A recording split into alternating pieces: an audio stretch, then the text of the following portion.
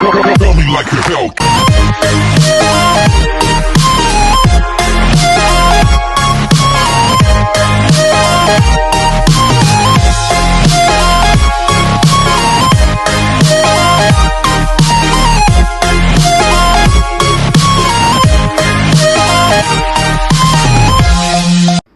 Episode 3 की starting में हमें एक फैमिली कोर्ट रूम का व्यू दिखाया जाता है, जहां पर जुंग जी हो जज होता है और वो अपनी और चोई की पहली मुलाकात को याद करने लगता है कि वो कैसे हुई थी और उसने चोई को पहली बार अपने ही कोर्ट रूम में देखा था, जहां वो डाइवोर्स लेने आई थी। और उस टाइम जुंग जी हो को देखकर यही लग रहा था कि चोई उसे पहली नज़र में ही पसंद आ गई है। और फिर जुंग जी हो आगे कंटिन्यू करता हुआ बताता है कि मैं उतने टाइम में उसे भूला भी नहीं था कि फिर से एक बार वो दोबारा मेरे कोर्ट रूम में ही डिवोर्स केस के लिए आई थी। और फिर उन 2 सालों के अंदर उसने 6 बार डिवोर्स लिया। मगर सबसे हैरानी की बात ये थी कि हर बार सारा इल्ज़ाम उसने हमेशा की तरह अपने ऊपर ही लिया और ना ही कभी कोई एलिमनी ली। और उसकी यही बात मुझे सबसे ज़्यादा अजीब लगी, तो इसी वजह से ही मैंने उसे जानने की कोशिश की थी और यहीं से ही हमारे रिलेशनशिप की शुरुआत हुई थी। और फिर हमें आज का प्रेजेंट डे दिखाया जाता है, जहां जुंग जी हो चोई और अपने डिवोर्स पेपर्स देख रहा होता है और कहता है कि ये पहला ऐसा डिवोर्स होगा चोई का जहां उसकी कोई गलती नहीं है। कि तभी उसे बाहर से कुछ आवाज़ें आने लगती हैं, जिसे देखने के लिए वो बाहर जाता है और वहां जाकर देखता है कि चोई और जिन एक दूसरे से बात कर रहे होते हैं और जिन उसे देखकर चोई को अपने पीछे छुपा लेता है। तो ये बात जुंग जी हो को बिल्कुल अच्छी नहीं लगती और चोई भी जुंग जी हो को देखकर जिन से अपना हाथ छुड़ा लेती है। फिर जिन भी जुंग जी हो से पूछता है कि तुम आखिर हो कौन, मैंने तुम्हारे पास एक डेड लड़की का फोटो और एक नाइफ देखी थी, क्या तुम कोई सीरियल किलर हो? ये सुनकर जुंग जी हो कहता है कि मैं चाहे सीरियल किलर या पुलिस कोई भी हूँ, उससे तुम्हें क्या, और हाँ मैं कभी कभी ऐसे लोगों को सोसाइटी से हटा देता हूँ, लेकिन तुम्हें उससे क्या मतलब है? तुम्हें तो बस लोगों की एक्टिंग ही करनी है ना। मगर उन लोगों के लिए ये सब बहुत मुश्किल होता है जो रियल लाइफ में इसे फेस करते हैं।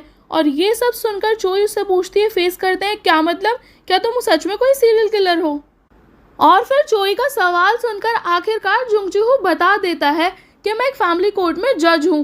तो जिन उससे कहता है कि तुम मजाक कर रहे हो, क्योंकि एक जज के पास मर्डर की पिक क्यों होंगी? ये सुनकर जुंग जी हो कहता है कि उस लेडी ने डोमेस्टिक वायलेंस की वजह से कोर्ट में केस फाइल किया था और इसी वजह से उसका मर्डर हो गया और इसीलिए मैं उस केस को भी इन्वेस्टिगेट कर रहा हूँ। लेकिन मैं सारी बातें तुम्हें बता ही क्यों रहा हूँ और तुम्हें क्या मतलब है? तो जिन चोई से पूछता है कि तुम लेट नाइट बाहर क्यों जाती हो। ये देखकर जुंग जी हो चोई के डिफेंस में कहता है आखिर तुम्हें क्या मतलब है हमारी पर्सनल लाइफ में इंटरफेयर करने का। और ये बोलकर अपने साथ चोई को वहाँ से ले जाता है पूरे हक के साथ, जिसे देखकर चोई मन ही मन बहुत खुश हो जाती है। लेकिन घर के अंदर आकर जब जुंग जी हो का इस बात पर ध्यान जाता है तो वो घबरा के चोई को खुद से अलग करने लगता है और इसी चक्कर में धक्का मारकर वहाँ से चला जाता है।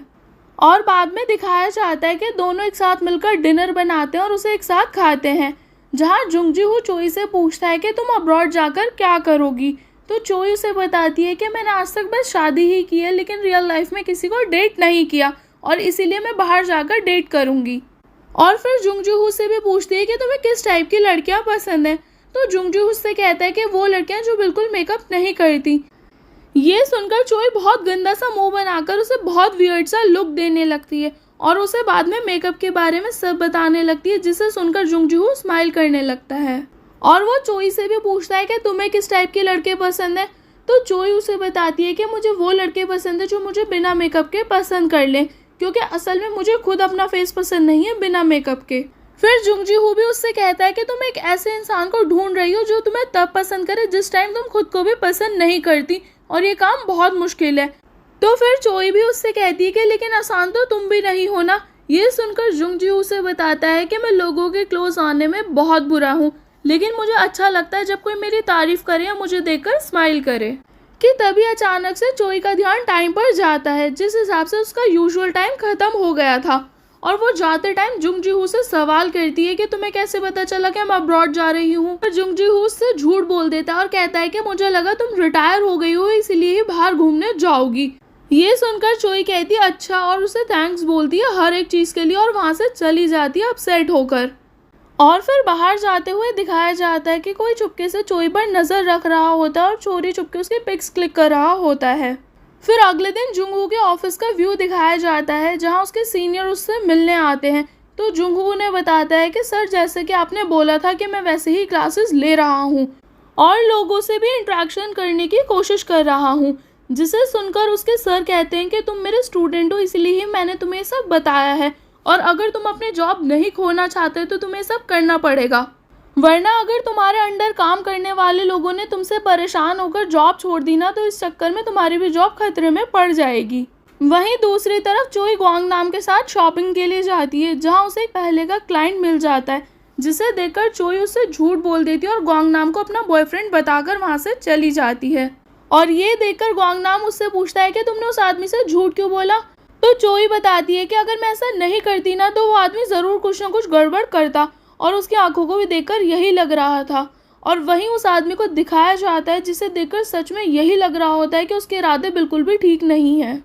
फिर अगले दिन दिखाया जाता है कि चोई बहुत खुश होती है अपनी रिटायरमेंट से और आज़ादी की वजह से, और इसी वजह से अपनी सारी वेडिंग रिंग को डोनेट करने का सोचती है। लेकिन तभी उसका ध्यान जुंग जी हो वाली वेडिंग रिंग पर जाता है, जिसे देखकर उसको याद आता है कि उसने तो अभी तक उससे डिवोर्स ही नहीं लिया। वहीं दूसरी तरफ जुंग जी हो भी चोई के ख्यालों में ही खोया हुआ होता है, और चोई भी डिवोर्स की सारी फॉर्मेलिटीज पूरी कर रही होती है, और इसी वजह से वो रात को जुंग जी हो से मिलने उसके घर आती है, जहां उसके बिल्डिंग के बाहर ही कोई आदमी चोई को पकड़ लेता है, और दिखाया जाता है कि उसका फेस ब्लैक हेलमेट से कवर होता है और उसके हाथ में एक नाइफ होती है, जिस वजह से चोई घबरा जाती है और उसके साथ चलने लगती है और सोचने लगती है कि आखिर ये कौन है। फिर अचानक से वो आदमी चोई पर अटैक कर देता है, जिस वजह से वो ज़मीन पर गिर जाती है, और जैसे ही वो आदमी दोबारा उस पर अटैक करने वाला होता है कि तभी जिन वहाँ आकर उसे बचा लेता है, और जिन को वहाँ देखकर वो आदमी वहाँ से भाग जाता है। फिर जिन चोई को देखता है जिसके चोट लग गई होती है, और इसी वजह से वो अपने घर लेकर आता है, जहाँ चोई जिन से कपड़े लेकर चेंज करती है और बाद में जिन उसकी बैंडेज करता है और उससे पूछता है कि तुमने फिर दोबारा से अपनी रिंग नहीं पहनी, और कहता है कि एक जज भी मर्डर कर सकता है। जिसे सुनकर चोई हंसने लगती है और कहती है कि तुम कुछ ज़्यादा ही नहीं सोच रहे हो। जिन कहता है क्योंकि एक नॉर्मल वाइफ अपने नेबर के कपड़े नहीं लेती, और मैंने देखा है कि तुम लेट नाइट अपने घर से चली जाती हो और उसके बाद तुम 2-3 दिन बाद आती हो, लेकिन फिर तुम दोबारा थोड़ी देर बाद चली जाती हो। क्या तुम्हारा हस्बैंड तुम्हें एक्सप्लॉइट करता है? तो ये सुनकर चोई जोर से हंसने लगती है और जिन से झूठ बोल देती है और कहती है कि मैं उसकी हाउस कीपर हूँ और वहाँ कभी कभी खाना बनाने आती हूँ। और ये सुनकर जिन भी उससे पूछता है, लेकिन एक हाउस कीपर होने के हिसाब से तुम्हारे शौक कुछ ज़्यादा महंगे नहीं है? ये सुनते ही चोई वहाँ से जाने लगती है, मगर ये देखकर जिन उसे रोक लेता है और उससे कहता है कि तुम जेमी हो ना, ईना ग्रुप की इकलौती वारिस, और उसे बताता है कि हम पहले भी मिल चुके हैं। वहीं दूसरी तरफ जुंगू भी अपने घर आता है, जहां उसका सिक्योरिटी गार्ड उससे पूछता है कि आपकी गर्लफ्रेंड अब ठीक है। ये सुनकर जुंगू उससे पूछता है कि उसे क्या हुआ। तो सिक्योरिटी गार्ड उसे बताता है कि देखने में यही लग रहा था कि उनकी कंडीशन बिल्कुल भी ठीक नहीं है, इसीलिए खांगे जिन ने उनकी हेल्प की थी और अभी भी इस टाइम वो उन्हीं के घर पर है। ये सुनकर जुंगू भी सोचने लगता है कि वो अभी तक उसके घर है और वो वहाँ इस टाइम तक क्या कर रही होगी, और यही सोचकर वो भी डिवोर्स फाइल कर देता है। वहीं दूसरी तरफ जिन बताता है कि मैं गांगजिन ग्रुप का छोटा बेटा हूँ, और उससे पूछता है कि तुमने अपना नाम क्यों बदला और तुम्हारी रियल आइडेंटिटी क्या है, क्योंकि तुम इतने अच्छे फैमिली बैकग्राउंड से बिलोंग करती हो और उसके बाद तुम एक हाउस कीपर की जॉब तो करोगी नहीं। तो चोई उससे कहती है कि मैं अपनी ही पसंद की जॉब करती हूँ एक ब्राइडल मैचिंग फर्म में, और कहती है कि तुम भी एक बहुत बड़ी कंपनी के वारिस हो और इसीलिए हम दोनों के लिए यही बेहतर है कि हम दोनों एक दूसरे की इस बात को छुपा कर रखें। और ये बोलकर उसके घर से चली जाती है और फिर नीचे आकर जुंगू को डिवोर्स पेपर देने उसके घर जाती है, लेकिन वहाँ जाकर वो देखती है कि जुंगू अपने घर पर नहीं है। वहीं जुंगू भी ऊपर जिन के फ्लोर पर चोई को डिवोर्स पेपर ही देने गया हुआ होता है, लेकिन ये सोचकर वापस आ जाता है कि ऐसे अच्छा नहीं लगेगा। मगर तभी उन दोनों की मुलाकात लिफ्ट के बाहर हो जाती है, जहाँ जुंगू चोई से पूछता है कि गार्ड ने बताया कि तुम्हारे चोट लग गई और तुम ऊपर जिन के फ्लोर पर हो। तो चोई उससे कहती है कि कुछ नहीं, एक छोटा सा एक्सीडेंट हो गया था और उस टाइम जिन ने मेरी हेल्प कर दी थी। ये सुनकर जुंगू उससे पूछता है क्या तुम अब ठीक हो? तो चोई उसे बताती है कि हाँ मैं अब बिल्कुल ठीक हूँ, और इसी वजह से जुंगू उसे कॉफ़ी के लिए ऑफ़र करता है। तो चोई कहती है हम घर पर नहीं बाहर जाकर कॉफ़ी पीते हैं। और फिर कैफ़े में जुंगू उससे पूछता है कि तो अब बताओ ये सब कैसे हुआ। तो चोई उससे कहती है कि तुम जज हो ना, तो तुम मुझे एक बात बताओगे क्योंकि मुझे ऐसा लग रहा है कि कोई मेरे ऊपर नज़र रख रहा है और आज किसी ने मेरे ऊपर अटैक भी किया। लेकिन उसने एक ब्लैक हेलमेट पहना हुआ था जिसकी वजह से मैं उसका फेस नहीं देख पाई। और उससे कहती है कि मेरे कुछ क्लाइंट्स हैं जो बहुत एग्रेसिव हैं, लेकिन इस बार मुझे कुछ अलग सा ही फील हुआ। ये सुनकर जुंगू भी उससे कहता है कि कोई तुम्हें टारगेट कर रहा है और हो सकता है कि कोई तुम्हारा क्लाइंट हो जिसको तुम्हारे लिए कोई फीलिंग हो जो अब नफरत के रूप में बाहर आ रही हो, और हो सकता है उसको इन्फीरियरिटी कॉम्प्लेक्स भी हो। ये सुनकर चोई उससे कहती है कि इसका ये तो मतलब नहीं है ना कि वो मेरी जान लेगा। तो जुंगू उससे कहता है कि बहुत बार विक्टिम को यही लगता है कि ऐसा कुछ नहीं होगा, और ये सुनकर चोई उससे गुस्सा हो जाती है। तो ये देखकर जुंगू उससे कहता है कि तुमने मेरी एडवाइस मांगी और मैंने तुम्हें बता दिया।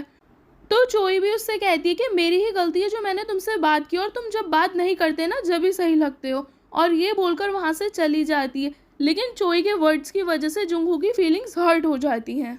फिर बाहर आकर चोई को याद आता है कि उसने तो अभी जुंगू को डिवोर्स पेपर्स नहीं दिए, लेकिन तभी उसे जुंगू वहाँ से जाता हुआ दिखता है, जिसे रोककर वो उसे पेपर्स दे देती है और उसके हाथ से उसके पेपर्स ले लेती है और कहती है कि मैंने साइन कर सबमिट करा दूंगी। कि तभी ग्वांगनाम चोई को लेने वहाँ आ जाता और चोई उसके साथ कार में बैठकर वहाँ से चली जाती है। वहीं दूसरी तरफ दिखाया जाता है कि मिस यो भी अपने पुराने क्लाइंट को रिसीव करने एयरपोर्ट आती हैं और बाद में उन्हें अब गैंगजान ग्रुप के साथ डील करने के लिए बोलती हैं, जिसे सुनकर उनके क्लाइंट सरप्राइज हो जाते हैं और पूछते हैं कि तुमने तो सालों तक ईना ग्रुप के लिए काम किया है और गैंगजान ग्रुप तो उनका राइवल कंपनी है, और तुम तो पर्सनली भी ईना ग्रुप के साथ इन्वॉल्व थी उनकी बेटी जेमी की वजह से, तो अब क्या हुआ। मिस यो उनसे कहती हैं कि पहले जैसी बात नहीं रही, इसलिए आप मेरी इस रिकमेंडेशन को एक्सेप्ट कर लीजिए। और फिर नेक्स्ट डे का व्यू दिखाया जाता है जहां चोई जुंगहू का एनवेलप खोलती है जिसमें कॉन्सर्ट की 2 टिकट्स होती हैं, जिसे देखकर वो हैरान हो जाती है क्योंकि उसे लगा था उसमें डिवोर्स पेपर्स होंगे, और यही सोचकर वो परेशान होने लगती है कि अब क्या होगा, क्योंकि मैंने तो उसे डिवोर्स पेपर्स दिए हैं और अब तक तो उसने वो देख भी लिए होंगे। और फिर वो इसी वजह से जुंगहू को कॉल करती है और कॉन्सर्ट की टिकट्स के लिए थैंक्स बोलती है। तो जुंगहू भी उससे कहता है कि मैंने तुम्हारे डॉक्यूमेंट्स देख लिए हैं और उसे डिपॉजिट भी करा दूंगा, और उससे कहता है कि मैं अभी बहुत बिजी हूँ इसलिए तुम अपना शो एंजॉय करना। ये सुनकर चोई से हैरानी से पूछती है क्या मैं अकेली ही जाऊँगी, मगर जुंगहू उसकी बात सुने बिना ही पहले ही कॉल कट कर देता है। और फिर दिखाया जाता है कि जुंगहू कल रात चोई पर हुए अटैक की सीसीटीवी फुटेज चेक कर रहा होता है और इस बारे में इन्वेस्टिगेशन करने लगता है, और फिर उसे सीसीटीवी फुटेज में वो आदमी दिख जाता है जिसने कल रात चोई पर अटैक किया था। वहीं दूसरी तरफ जिन का असिस्टेंट भी उसे चोई से रिलेटेड सारी इन्फॉर्मेशन दे देता है जो कि उसने जिन के कहने पर ही कलेक्ट की हुई होती है, और उस इन्फॉर्मेशन को देखकर जिन को सब समझ में आ जाता है जब वो चोई का विजिटिंग कार्ड देखता है। और फिर वो घर आकर चोई को कॉल करता है उसी नंबर पर जो चोई ने उसे दिया होता है, और असल में वो नंबर ग्वांगनाम का होता है। तो वो जब चोई से बात करता है तो उससे अपनी शर्ट मांगता है, इसी वजह से चोई बाद में उसके घर आकर उसको उसकी शर्ट रिटर्न कर देती है, जिसे देखकर जिन भी उसको उसके कपड़े वापस दे देता है और उससे कहता है कि आज फ्राइडे है ना, क्या तुम आज भी नीचे वाले फ्लैट में जाओगी। ये सुनकर चोई उससे बताती है कि अब मेरा वहाँ काम ख़त्म हो चुका है। कि तभी अचानक से डोरबेल बजती है और जब जिन गेट खोलता है तो वहाँ जुंगहू खड़ा हुआ होता है, जिसे देखकर वो उससे पूछता है क्या तुम यहाँ अपनी वाइफ से मिलने आए हो। जुंगहू कहता है नहीं, मैं तुमसे ही मिलने यहाँ आया हूँ, और उसे बताता है कि चोई पर जिसने अटैक किया है वो आदमी तुमसे रिलेटेड है, क्या तुम उसे जानते हो कि वो कौन है। और इसी के साथ हमारा ये एपिसोड भी ख़त्म हो जाता है। सो गाइस प्लीज़ आगे की वीडियो देखने से पहले मेरे चैनल को लाइक शेयर और सब्सक्राइब करना ना भूलें। Thank you.